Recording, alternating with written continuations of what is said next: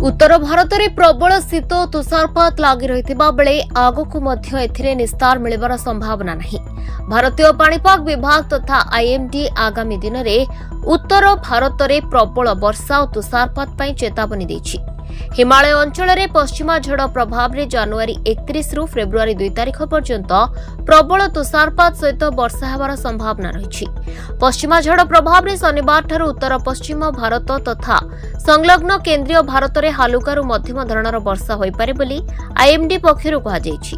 उत्तर पश्चिम भारत संलग्न केन्द्रीय भारत तथा पूर्व भारतर केतेक स्थान में सोमवार पर्यंत घन कुहुड़ी देखा जायपारे। दिल्लीर आकाश मेघाच्छन्न रहिब। अनेक स्थान में हालुकारु मध्यम धरणर कुहुड़ी देखाजिब।